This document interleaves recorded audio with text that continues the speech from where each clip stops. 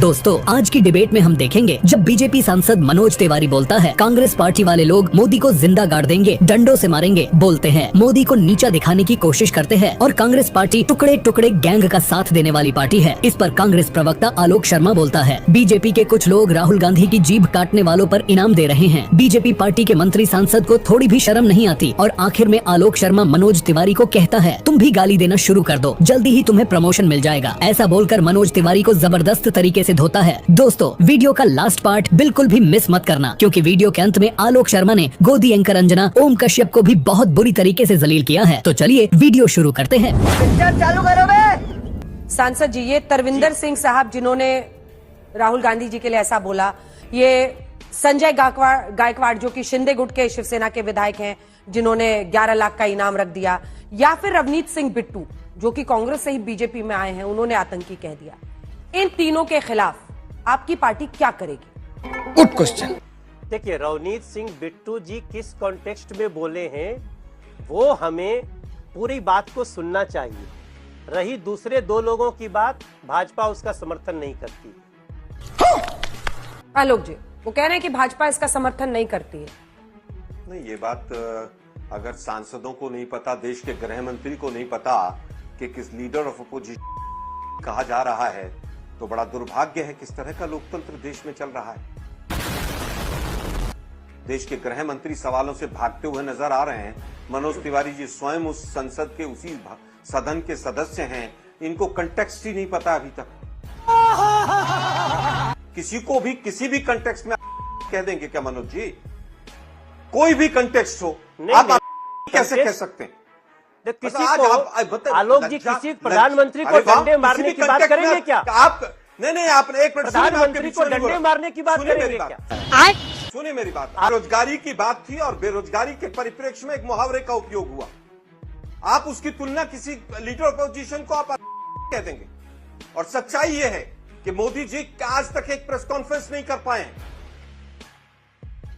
और मोदी जी करें press conference, जाकर युवाओं में जाकर खड़े हो, जाकर पता करें यूपीएससी की हालत क्या है। वो यूपीएससी का चेयरमैन छोड़कर भाग गया, तमाम पेपर लीक हो रहे हैं, जाकर देखिए युवाओं के बीच में क्या होता है। लेकिन आप लीडर ऑफ अपोजिशन को कहेंगे, फिर आप कंटेक्स्ट ढूंढेंगे। अरे सुधरो रे अभी तो। दुर्भाग्य यह है कि वेल में अगर सांसद चले गए तो उसकी तुलना आप कहने से करेंगे। दिक्कत यह है कि आज भी आप कह रहे हैं कि साहब वो कंटेक्स्ट नहीं पता, ये जीत का कंटेक्स्ट भी नहीं पता क्या आपको? आपने अपने जो दो लोग हैं उनको तो बचाने का प्रयास किया, मतलब एक यहाँ पर अच्छा एक बददिमाग व्यक्ति एआईसीसी के बाहर आकर, एक मिनट रुकिए जरा शांति से, आप लोगों ने एडीआर की रिपोर्ट पढ़ी है। 600 गुना हेट क्राइम और हेट स्पीच बढ़ गए। आपके तमाम सांसदों के ऊपर कौन कौन से केस हैं जरा देख लीजिए उनको। सारे हीनियस क्राइम के लोग संसद में भर दिए मोदी जी ने। पूरे देश के लोकतंत्र का भट्टा बैठा दिया आप लोगों ने। लेकिन दिक्कत यह है कि आप ही लोग हिंसा का संरक्षण करते हैं। मोनू मानेसर जैसे गुंडों को पकड़ने के लिए जब वहां पर राजस्थान की पुलिस जाती है तो आप लोग वहां पर राजस्थान की पुलिस के ऊपर केस कर देते हैं। बेशर्मो, शर्म करो शर्म। कारण क्या है कि आप लोग संरक्षण देते हैं और आप लोगों को इससे फायदा होता है राजनीतिक। आप लोग हिंदू मुस्लिम करने में इन तमाम चीजों का फायदा उठाते हैं। राहुल गांधी जी के आप कहें कुछ कहें, उससे कोई फर्क नहीं पड़ता है। ये आप ही लोगों का चरित्र बताता है। ये प्री क्वालिफिकेशन है कि मंत्री रहना है, सांसद रहना है तो इस तरह के बयान दीजिए। और मनोज जी 2-4 बयान आप दे दीजिए इस तरह के, शायद आप भी मंत्री बन जाएंगे। मनोज, भाग्य है कि आज भी इस तरह के बयानों की निंदा करने की हिम्मत नहीं हो रही है इन लोगों की, शर्म नहीं आ रही है इन लोगों को। मनोज, इस तरह के बयान को भी कंटेक्स्ट ढूंढ रहे हैं। हम डायरेक्टली ऐसा नहीं कहते, मतलब इनडायरेक्टली कहते हैं। ये बड़ी अच्छी बात कही आप। इसी तरह के हेट स्पीचेस ने हमारे 3 बड़े लीडर्स की जान ली। महात्मा गांधी को इसी तरह के हेट स्पीच ने डायरेक्ट, कौन सी विचारधारा? अरे डंडे मारेंगे कौन सा मुहावरा है आलोक जी? चुप साली।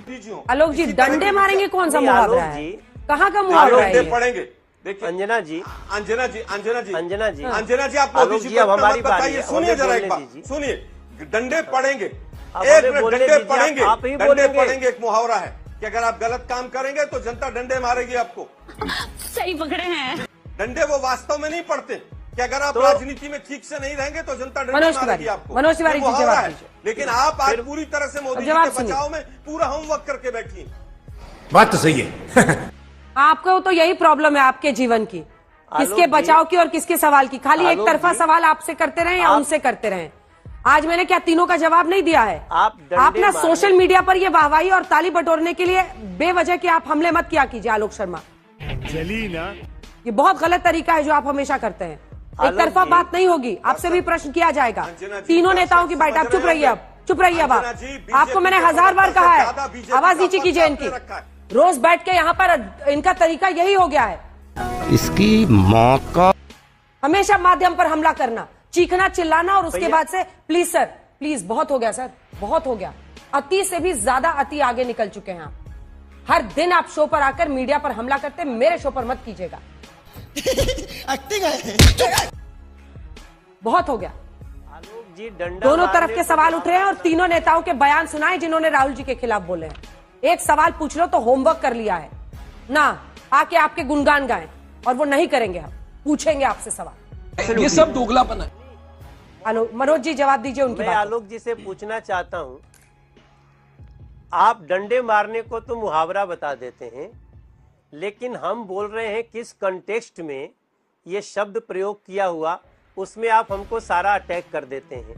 अबे साले, मौत का सौदागर कौन सा मुहावरा है? आपके नेता वो मसूद का जो बयान है उसका कौन सा मुहावरा है? आलोक शर्मा जी, जब आप बात करें तो आप याद रखिए कि एक बात के साथ कई बातें निकलती हैं। मनोज जी, कहने का क्या कॉन्टेक्स्ट हो सकता है? किसी भी कॉन्टेक्स्ट में कहना कैसे सही हो सकता है? वाह दीदी, वाह दीदी। आप भी कहिए, माफी मांगिए। नहीं, आप सुन, मैं क्या कह रहा हूं कि आतंकवादी कहना मुहावरा नहीं है, लेकिन किस कॉन्टेक्स्ट में कहा गया है, इस पूरी लाइन को हम अभी सुने नहीं है। मैं सुन करके आपको बताऊंगा। अच्छा, लेकिन आप एक बात बताइए कि भारत तेरे टुकड़े होंगे, ऐसा कहने वालों का समर्थन करना क्या है? बताता हूँ।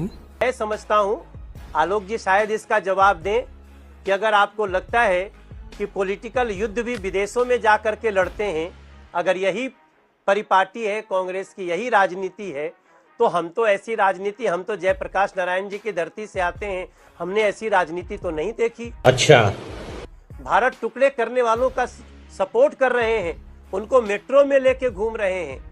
ये सारी चीजें जब देश के लोग देखेंगे तो क्या सोचेंगे?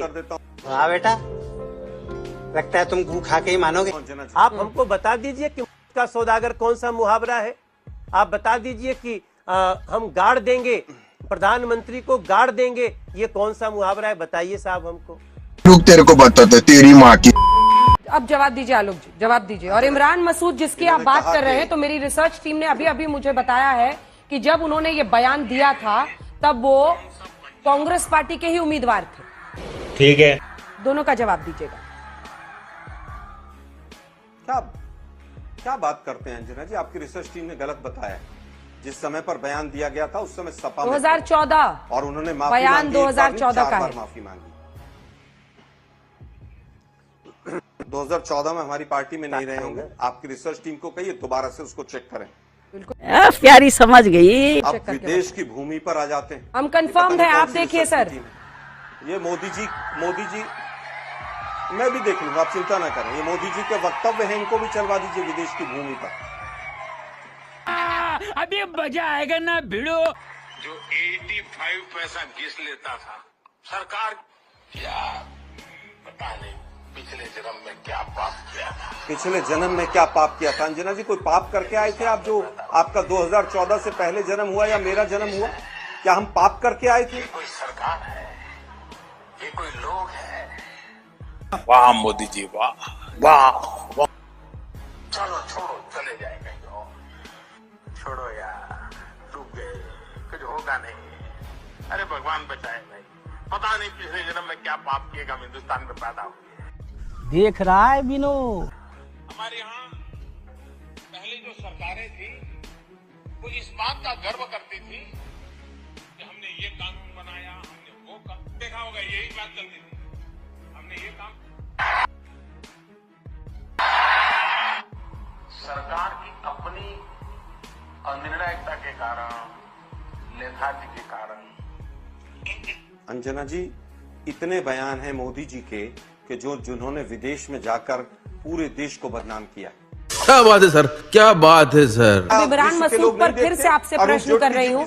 14, 19 और 24 3 बार लगातार कांग्रेस पार्टी के टिकट पर ही वो लड़े हैं और कांग्रेस पार्टी में ही नेता थे जब उन्होंने ये बयान दिया था। अच्छा, आलोक जी। देखिए अंजना जी, मेरे पास तारीख नहीं है, लेकिन मैं इतना मेरे पास कंफर्म है। हूं कि जिस समय पर वो सपा में थे तब ये बयान आया था। सही बात है। मेरे पास है और मैं आपको बता रही उनकी हूँ। कांग्रेस confirm ज्वाइनिंग की बता रही डेट भी बता आप दीजिए पार्टी फिर से आप। निकाल दीजिए आज तक ना। पर बताइए उसको। नहीं, पार्टी कांग्रेस से ज्वाइनिंग की डेट बताइए मुझे। सर्दी का आवाज समय था नीचे। 2012 का, 2012 आवाज का। नीचे। चुप साली। बकवास करती है हरामखोर, चीर के रख दूंगा। मजा आया, खत्म।